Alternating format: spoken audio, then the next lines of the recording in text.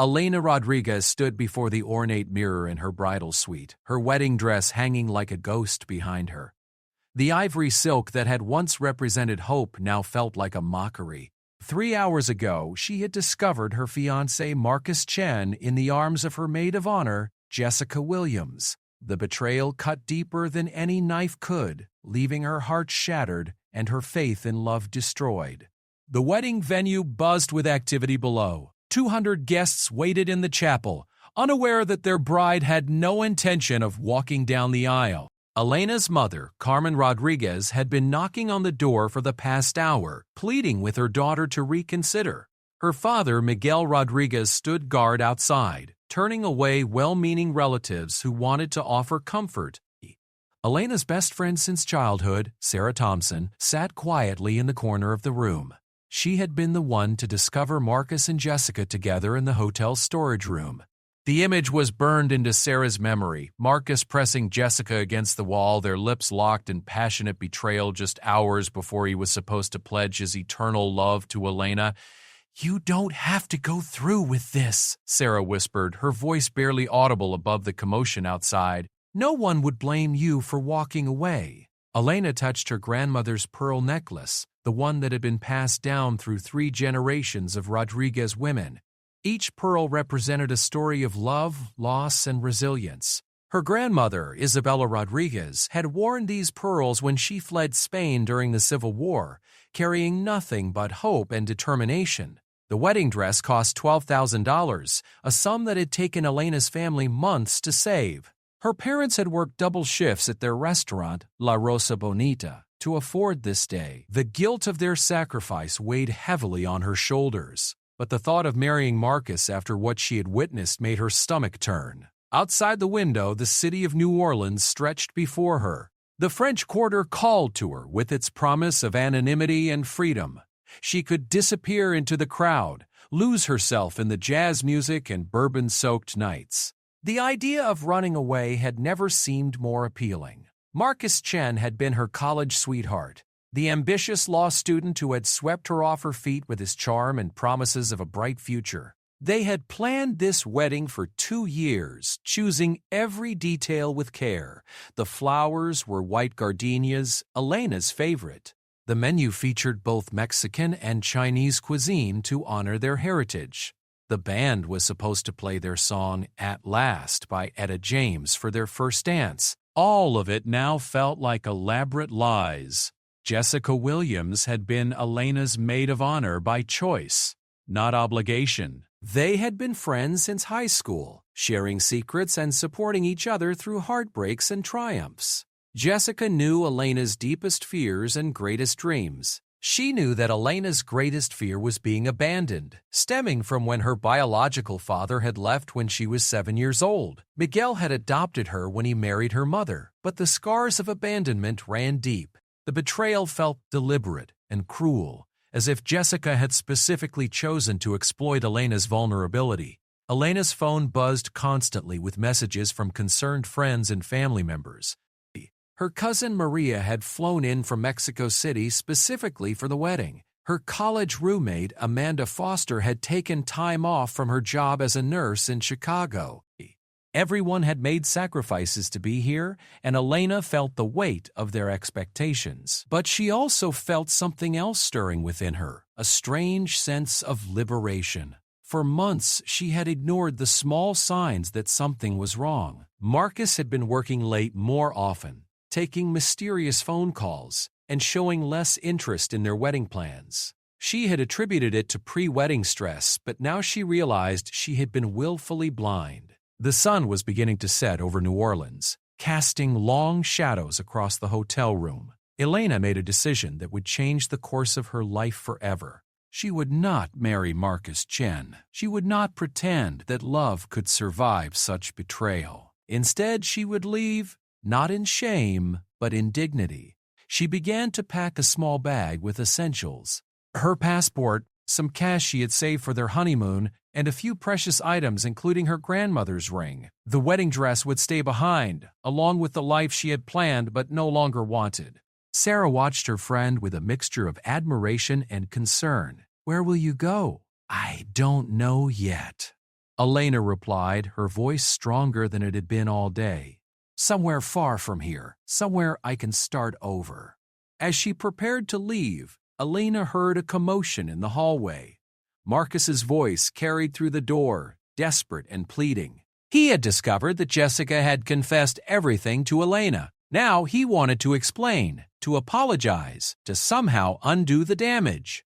Elena listened to his words but felt nothing. The love she had carried for him had died the moment she saw him with Jessica. There was no resurrection for betrayed trust, no second chances for broken hearts when the break was this complete. The hotel's grandfather clock chimed 9 times. In 3 hours, it would be midnight, and Elena had decided that she would leave at dawn. The symbolism wasn't lost on her. Dawn represented new beginnings, fresh starts, and hope rising with the sun. She wrote 3 letters, one to her parents, expressing her love and gratitude while explaining her decision, one to the wedding guests, apologizing for the disruption while standing firm in her choice, and one to Marcus, releasing him from their engagement while making it clear that their relationship was over forever. Sarah volunteered to deliver the letters, understanding that Elena needed someone she trusted to handle the aftermath. I'll take care of everything here, she promised. You just focus on taking care of yourself. As midnight approached, Elena felt a strange calm settle over her. She had made peace with her decision. The pain of betrayal would take time to heal, but she refused to let it define her future. She was Elena Rodriguez, granddaughter of a Spanish refugee who had rebuilt her life from nothing. She had inherited that same strength and determination. The city below seemed to pulse with life and possibility. Somewhere out there was a future she couldn't yet imagine, adventures she had never considered, and perhaps even love that wouldn't betray her trust. The unknown no longer frightened her. It excited her. At 2 a.m, Elena heard footsteps in the hallway, heavy, measured steps that didn't belong to any of her family members or friends. She felt a shiver run down her spine. Though she couldn't explain why, something was different about those footsteps, something that made her heart race with an emotion that wasn't quite fear, but wasn't entirely comfortable either. The footsteps stopped directly outside her door. Elena held her breath, waiting for a knock that didn't come. Instead, she heard a low, melodious voice speaking her name through the door. It wasn't Marcus or anyone she recognized, yet something about the voice seemed familiar, as if she had heard it in dreams she couldn't remember. Elena, the voice said again, and this time she felt compelled to answer. Against her better judgment, she approached the door and placed her hand on the handle. Who is it? Someone who understands betrayal, came the reply. Someone who knows the pain of having your life shattered by those you trusted most.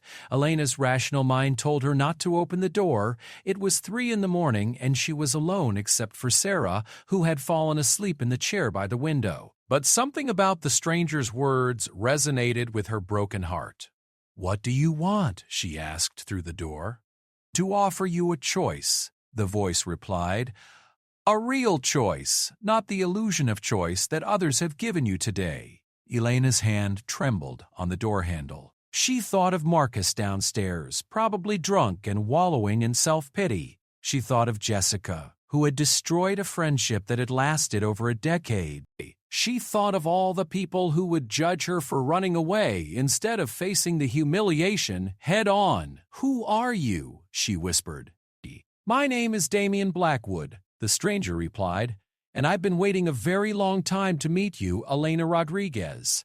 The name meant nothing to her, yet when he spoke it, she felt a jolt of recognition that she couldn't explain. It was as if her soul knew something her mind had forgotten.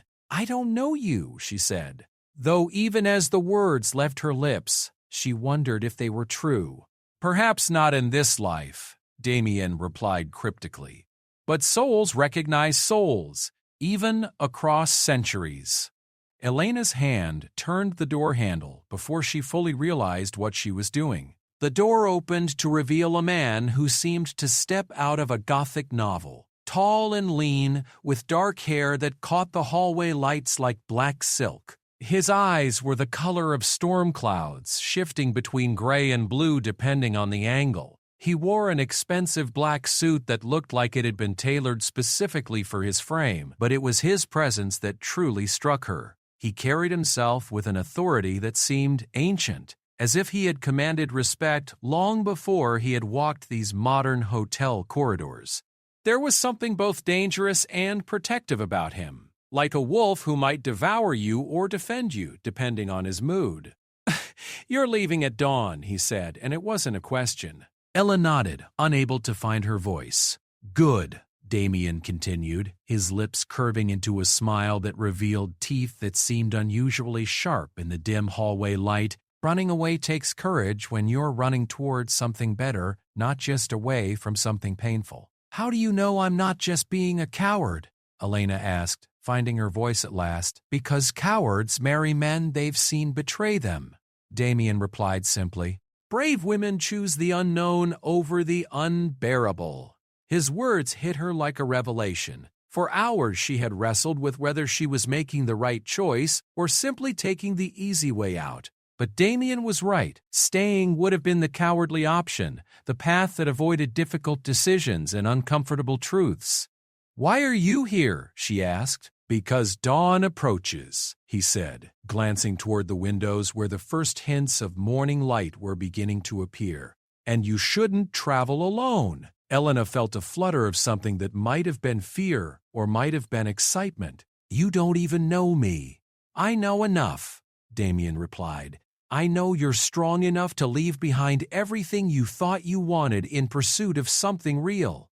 I know you carry your grandmother's courage in your heart, and I know that you've been waiting your whole life for an adventure worthy of that courage." How did he know about her grandmother? Elena was certain she had never mentioned Isabella to this stranger, yet he spoke as if he knew her family history intimately. "Come with me," Damien said, extending his hand.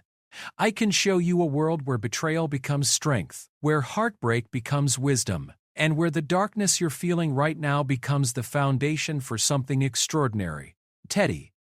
Elena stared at his offered hand. It was pale and elegant, with long fingers that looked like they could create art or wield weapons with equal skill. Something told her that taking that hand would change everything about her life, possibly in ways she couldn't imagine or undo. Behind her, Sarah stirred in her sleep, reminding Elena of the normal world she was preparing to leave behind.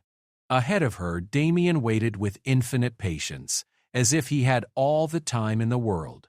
The choice was hers to make, and dawn was only hours away. Elena took Damien's hand, and the moment their skin touched, she felt a jolt of electricity that seemed to travel through her entire body.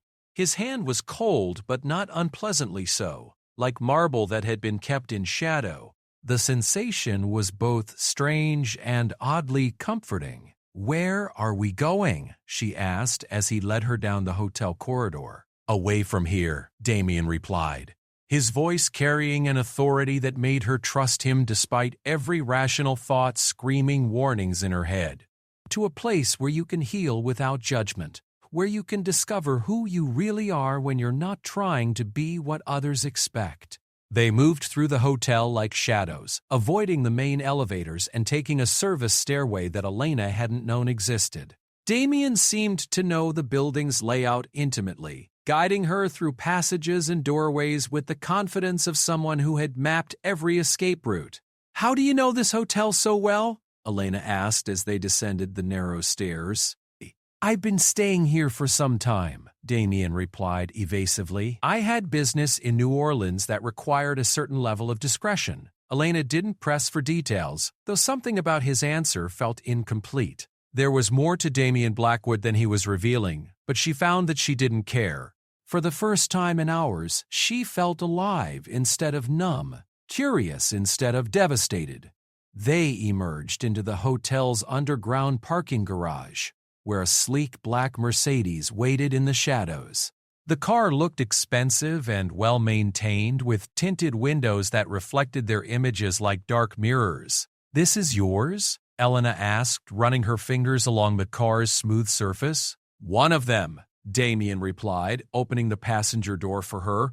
I believe in having options available when circumstances require flexibility. As Elena settled into the leather seat, she caught sight of herself in the side mirror. She looked like a different person, no longer the heartbroken bride, but a woman on the verge of transformation. Her dark hair had escaped its careful styling, falling in waves around her shoulders. Her makeup was smudged, but her eyes held a fire that hadn't been there before. Damien started the engine, and it purred to life with barely a whisper. As they pulled out of the garage, Elena took one last look at the hotel where she had planned to spend her wedding night. Instead of sadness, she felt relief washing over her like a cleansing tide. "Tell me about this place we're going," Elena said as they drove through the empty streets of New Orleans. The city looked different at this hour, mysterious and full of secrets waiting to be discovered. "It's an estate about an hour outside the city," Damien explained, navigating the streets with practiced ease. "Isolated enough for privacy, but comfortable enough for healing. You'll have time to think, to process what's happened, and to decide what comes next. And you live there alone?" Damien's hands tightened almost imperceptibly on the steering wheel. "I live there with others who understand the need for sanctuary. We're a family of sorts, bound together by circumstances rather than blood." There was something in his tone that suggested this family had its own secrets, its own complicated history. Elena found herself intrigued rather than concerned. After discovering Marcus and Jessica's betrayal, she felt like she could handle whatever mysteries Damien might be harboring. As they left the city limits, Elena felt her phone buzzing insistently.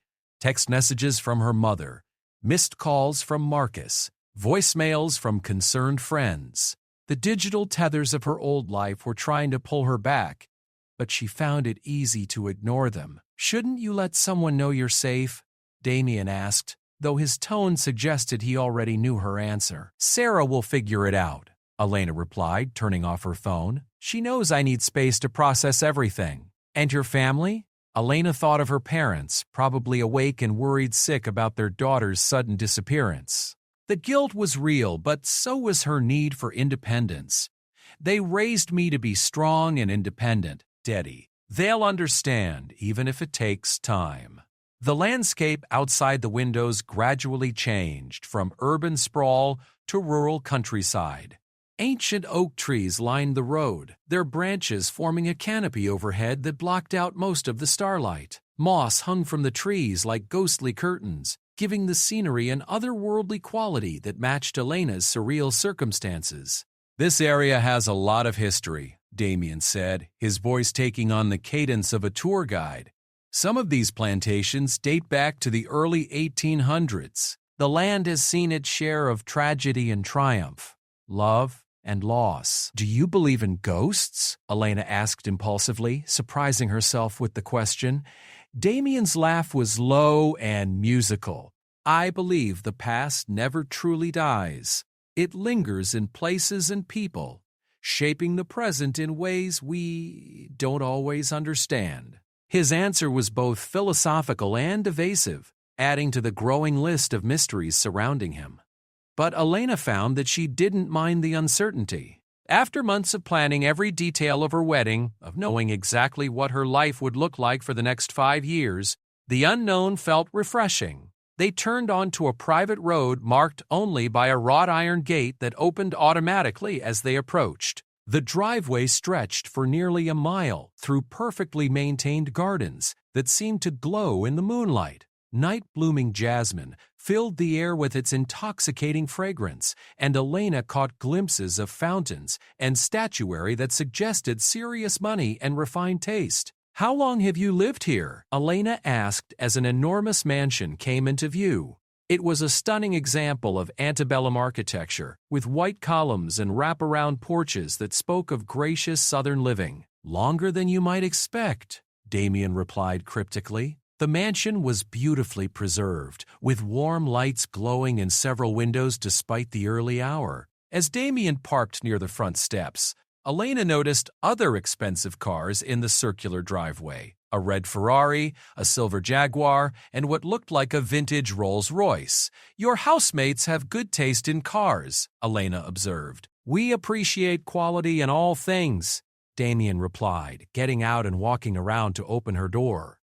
As Elena stepped out of the car, she heard the sound of classical music drifting from the house. Piano played with the skill of a concert performer. The melody was haunting and beautiful, perfectly suited to the romantic setting. "Who's playing?" she asked. "Victoria," Damien replied. "She has trouble sleeping, so she often plays through the night. Music helps her find peace." The front door opened before they reached it, and Elena found herself face to face with one of the most beautiful women she had ever seen. Victoria appeared to be in her early 30s, with platinum blonde hair and violet eyes that seemed to see everything.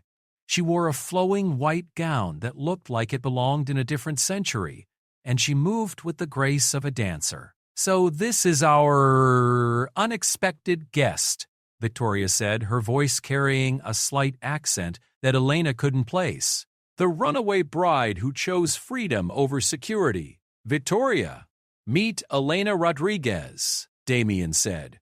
"Elena, this is Victoria Ashford, one of my oldest and dearest friends." Victoria extended her hand, and like Damien's, it was surprisingly cold. "Welcome to Shadowmere," she said. "I hope you'll find the sanctuary you're seeking." "Shadowmere?" Elena repeated. "That's the name of the estate, named for the way shadows dance across the lake at sunset," Victoria explained, "though some say it's named for the way the past and present merge here, creating shadows of memory that never quite fade." Elena was beginning to understand that everyone in this place spoke in riddles and metaphors. It should have been annoying, but instead she found it charming. After months of Marcus's literal-minded legal speak, poetic language felt like cool water on parched ground. They entered the mansion through a grand foyer with a crystal chandelier that cast rainbow patterns on the white marble walls. The decor was elegant without being ostentatious, mixing antique pieces with modern comfort in a way that felt both timeless and inviting. "You must be exhausted," Victoria said, studying Elena with those penetrating violet eyes. "Would you like something to eat or drink? Or perhaps you'd prefer to rest first?" Elena realized she was indeed tired, but also oddly energized. The adrenaline of her escape was still coursing through her veins, making her feel more alive than she had in months. "Actually, I'd love some coffee if you have it. I don't think I could sleep right now, even if I tried." "Coffee it is," Victoria said with a smile that seemed to hold secret knowledge. "We'll sit in the garden room. It has the best view of the sunrise, which should be spectacular this morning." They walked through several beautifully appointed rooms before reaching a sunroom that looked out over extensive gardens and what appeared to be a lake in the distance. The furniture was comfortable wicker with plush cushions, and the walls were mostly windows that would provide panoramic views once the sun came up. Victoria disappeared to fetch coffee, leaving Elena alone with Damien for the first time since they'd left the hotel. In the soft lamplight, she could study his face more carefully. His features were aristocratic and perfectly symmetrical, as if he had been carved by a master sculptor. But it was his eyes that held her attention. They seemed to hold centuries of knowledge and pain. "How old are you?" she asked impulsively. Damien's smile was enigmatic. "Older than I look, younger than I feel." Age is relative when you've learned to appreciate the passage of time rather than fear it. Another non-answer, but Elena was beginning to expect that from him. "And what do you do for a living?" "I invest," Damien replied, "in properties, in businesses, in people with potential who need someone to believe in them. Is that what you're doing with me? Investing?" Damien moved closer, and Elena caught his scent. Something like cedar and night air, with an underlying richness that reminded her of expensive wine. "I prefer to think of it as recognizing quality when I see it. You have something special, Elena. Something that shouldn't be wasted on a man who doesn't appreciate what he had." The way he looked at her made Elena's heart race in a way that had nothing to do with fear. There was an intensity to his gaze that made her feel like the most important person in the world, like he could see into her soul and liked what he found there. Victoria returned with a silver tray containing an ornate coffee service and what looked like homemade pastries. The coffee smelled incredible, rich and complex with hints of chocolate and spice. "This is amazing," Elena said after taking her first sip. "What kind is it?" "A special blend," Victoria replied. "We have it imported from a small plantation in South America. The beans are grown in volcanic soil at high altitude, which gives them their unique flavor profile." As Elena sipped the coffee and nibbled on a pastry that tasted like it had been made by angels, she began to relax for the first time in days. The combination of the comfortable setting, the excellent food, and the intriguing company was working like medicine on her wounded spirit. "Tell us about yourself," Victoria said, settling into her chair with fluid grace. "What do you do when you're not escaping from weddings?" Elena laughed, surprised to find that she could still find humor in her situation. "I'm an art teacher at a middle school in New Orleans. I also do freelance graphic design work on the side." "An artist," Damien said with obvious approval. "That explains the creativity it took to plan your escape so thoroughly. You think what I did was creative?" "I think what you did was inspired," Victoria interjected. "Most people would have gone through with the wedding out of obligation and regretted it for the rest of their lives. You chose to listen to your instincts instead of social expectations." "But I hurt so many people," Elena said, the guilt she'd been suppressing finally surfacing. "My parents spent their life savings on this wedding. My friends traveled from all over the country. The vendors, the venue. All of that can be sorted out," Damien said firmly. "Money can be refunded, explanations can be given, hurt feelings can heal, but a life lived in the wrong direction because you were afraid to disappoint people, that can't be undone." His words were exactly what Elena needed to hear, spoken with such conviction that she felt her guilt beginning to ease. "You make it sound so simple." "Truth is simple," Damien replied. "It's living with lies that's complicated." As if summoned by their conversation, the eastern horizon began to show the first faint glow of dawn. Through the garden room's windows, Elena could see the sky gradually lightening from black to deep blue to purple. "It's beautiful," she whispered, watching the daily miracle of sunrise unfold before her eyes. "The beginning of your new life," Victoria said softly. "Every sunrise is a chance to start over, to choose who you want to be instead of who others expect you to be." Elena felt tears welling up in her eyes, but for the first time in days they were tears of relief rather than pain. She had made the right choice. Whatever lay ahead, it had to be better than the life of quiet desperation she had been heading toward with Marcus. "Thank you," she said, looking at both Damien and Victoria, "for giving me sanctuary, for not judging me, for helping me see that I'm not crazy for wanting something real instead of something safe." "You're not crazy," Damien assured her, his storm-gray eyes reflecting the growing light of dawn.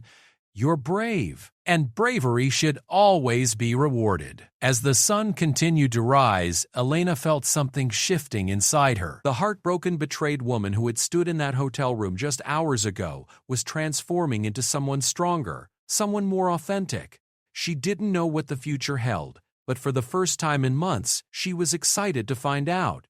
Outside, the gardens of Shadowmere were coming alive in the morning light, revealing beauty that had been hidden in the darkness.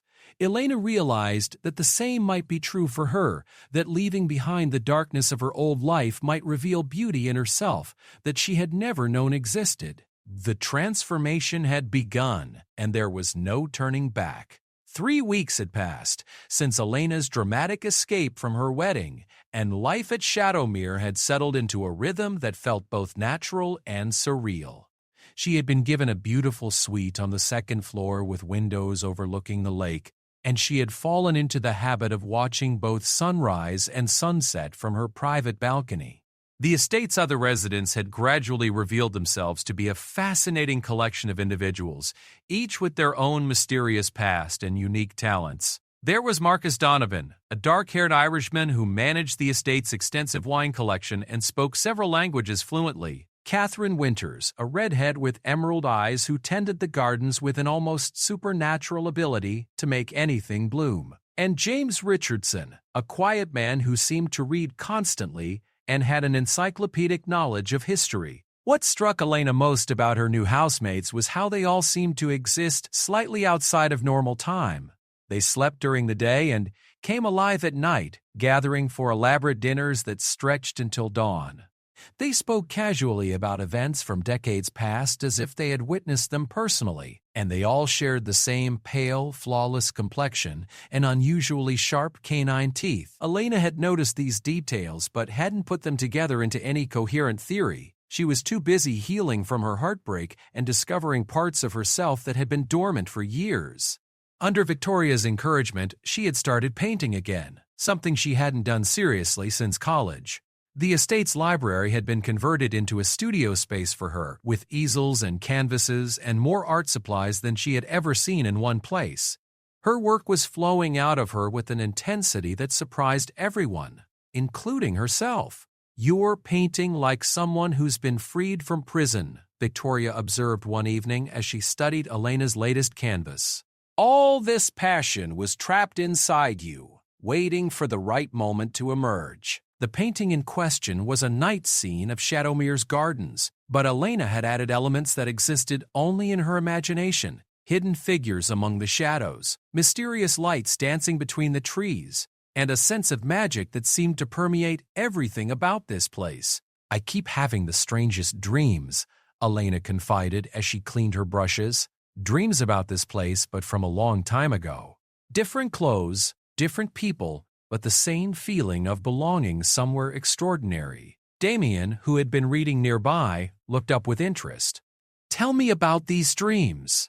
Elena hesitated, unsure how to put the vivid images into words. "I dream that I'm someone else, someone who lived here when the house was younger. And there are people who look like all of you, but dressed in clothes from maybe the 1800s. And there's always this sense of danger lurking just outside the estate grounds, like something is hunting us." The silence that followed her words was heavy with significance. Elena looked around the room and saw that everyone was staring at her with expressions that seemed to mix surprise with something that looked almost like recognition. "Elena," Damien said carefully, "how much do you remember about your family history? About your grandmother's life in Spain?" "Quite a bit," Elena replied, confused by the change in topic. "Why? What was your grandmother's maiden name?" Victoria asked, moving closer. "Isabella Martinez," Elena answered. "But I don't understand what that has to do with my dreams." Marcus Donovan set down his wine glass and spoke for the first time that evening. "Martinez is a name we know well, a family that served as allies to certain unconventional households in Spain during the early 1900s. Elena felt a chill run down her spine. "What kind of unconventional households?" Instead of answering directly, Damien stood and walked to an antique desk in the corner of the room. He returned with a leather-bound photo album that looked like it was at least a century old.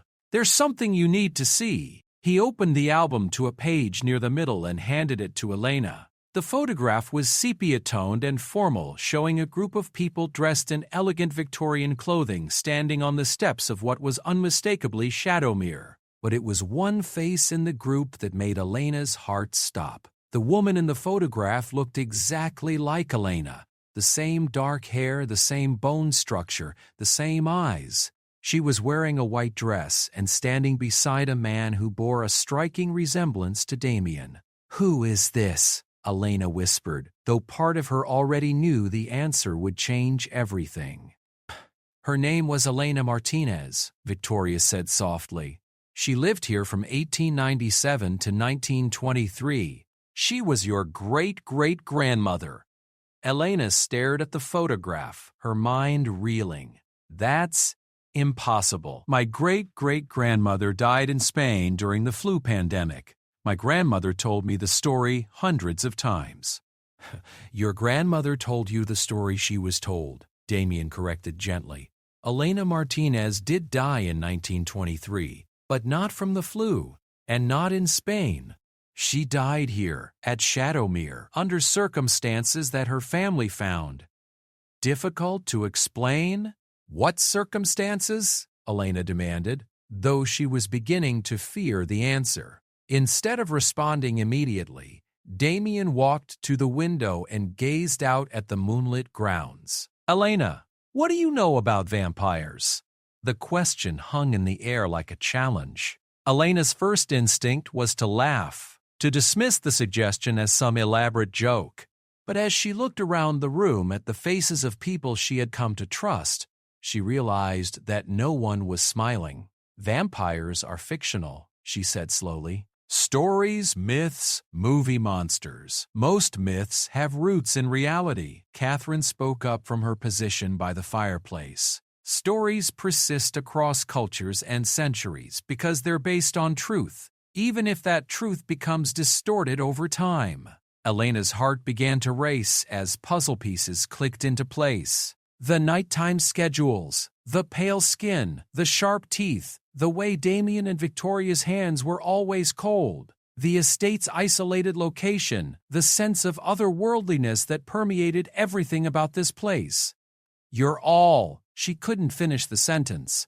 Vampires, Victoria confirmed matter-of-factly, and your great-great-grandmother was one of us before she died. The dreams you've been having are inherited memories, passed down through bloodlines, even when the family doesn't understand their significance. Elena stood up so quickly that her chair fell backward. This is insane.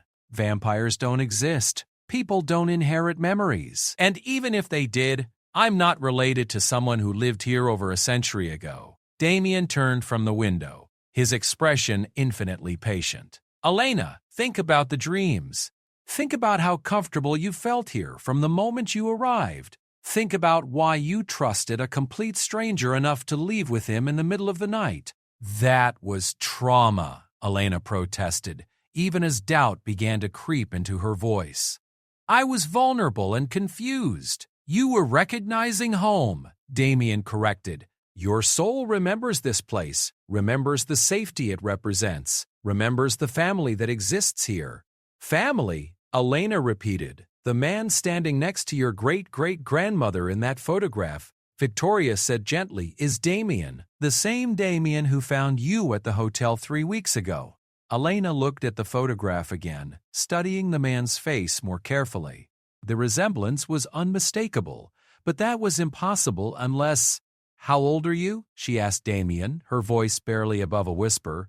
I was born in 1847, Damien replied. I've been a vampire for over 150 years, and I loved your great-great-grandmother more than I thought it was possible to love anyone. Elena felt the room spinning around her. She gripped the back of her fallen chair to steady herself, trying to process information that challenged everything she thought she knew about reality. If you loved her, Elena managed to say, why did she die? Pain flickered across Damien's features. Because she chose mortality over eternity. She was offered the chance to become a vampire, to spend forever with our family here at Shadowmere. But she was afraid of what that would mean for her humanity, for her soul. She chose to grow old and die naturally, rather than embrace what she saw as a monstrous existence. And now you think I'm some kind of reincarnation? Elena asked, sarcasm creeping into her voice as a defense mechanism. Not reincarnation, Victoria corrected. Legacy. You carry her memories, her connection to this place, her unfinished business. The universe has a way of providing second chances, especially when love is involved. Elena walked to the window, needing space to think. The moonlit gardens of Shadowmere spread before her, beautiful and mysterious in the silver light. Everything about this place felt like home in a way that nowhere else ever had. Even her childhood house, even the apartment she had shared with Marcus, had never given her the sense of belonging that she felt here. Prove it, she said finally, turning back to face the group. If you're really vampires, prove it. Without hesitation, Damien opened his mouth and let his fangs extend. In the lamplight, they gleamed sharp and white, unmistakably real. Victoria followed suit, and then the others, until Elena was faced with a room full of people who were undeniably not human. The fangs are just one aspect, Marcus explained, his Irish accent becoming more pronounced. We're stronger than humans, faster, we heal quickly from injuries. We don't age once we're turned, and we can live indefinitely if we're careful. And you drink blood, Elena said, surprised by how calm she sounded. We do, Catherine confirmed. But not from unwilling victims. We have arrangements with donors who provide what we need in exchange for compensation. It's more civilized than the old ways. Elena processed this information, finding it less horrifying than she might have expected. Why are you telling me this? Because you belong here, Damien said, moving closer. Because your great-great-grandmother's death left a wound in this family that never properly healed. Because when I saw you standing in that hotel room preparing to leave behind a life that wasn't worthy of you, I knew the universe was giving us a second chance. A second chance for what? For love, Victoria said simply. For family. For the life your great-great-grandmother was too afraid to embrace. Elena looked around the room at faces that had become dear to her over the past 3 weeks. These people, these vampires, had given her sanctuary when she needed it most. They had encouraged her art, supported her healing, and never once judged her for running away from her wedding. They had become more of a family to her than most of her blood relatives had ever been. If I wanted to stay, Elena said slowly, if I wanted to become one of you, what would that mean? It would mean transformation, Damien replied. Physical, emotional, spiritual. You would gain abilities you've never imagined, but you would also give up the normal human life you've known. You would outlive everyone you currently know who isn't already a vampire. You would need to feed on blood to survive. You would be stepping into a world that most of humanity doesn't know exists. But I would belong somewhere, Elena said, the words coming out more wistfully than she had intended. You would belong here, Damien confirmed. With us. With me. If you choose to accept the love I've been carrying for over a century. Elena felt tears sliding down her cheeks, but they weren't tears of sadness. For the first time in her adult life, she was being offered a choice that felt completely right, a path that led towards something extraordinary rather than merely safe. The dreams I've been having, she said, are they really inherited memories? Echoes of a love story that was never finished, Victoria confirmed. Your great-great-grandmother and Damien were meant to be eternal partners, but fear got in the way. You had the chance to complete what she started. Elena walked back to the photograph and studied her ancestor's face. In the sepia tones, she could see uncertainty in the woman's expression, a hesitation that had ultimately led to a lifetime of regret. She regretted her choice, didn't she? Every day until she died, Damien said quietly. She wrote about it in her journal. She knew she had chosen fear over love, security over adventure. She died wondering what her life could have been if she had been braver.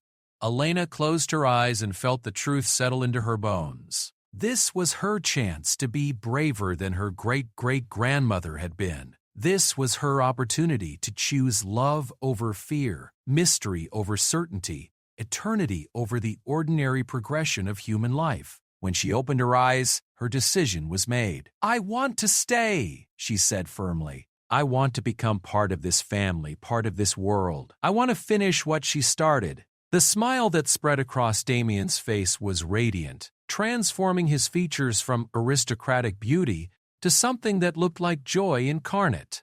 Are you certain?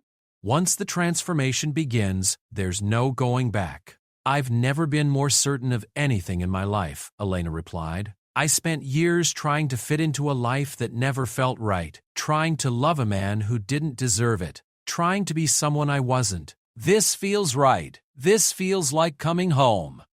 Damien crossed the room in a movement too quick for human eyes to follow and took Elena's hands in his. Then welcome home, my love. Welcome to your new life. As dawn approached outside the windows of Shadowmere, Elena Rodriguez prepared to become something more than human. She was about to step into a world of shadows and secrets, of eternal love and ancient magic. The transformation would be complete by the next sunset, and she would rise as Elena Martinez Blackwood, vampire artist and beloved member of a family that had waited over a century for her return. Her old life, Marcus, the betrayal, the heartbreak that had brought her here, felt like it belonged to someone else entirely. That woman had been merely human, bound by ordinary limitations and mortal fears. The woman she was becoming would be extraordinary in every way. The sun rose over Shadowmere as Elena took the first steps toward immortality, guided by a love that had transcended death and time to bring her home at last.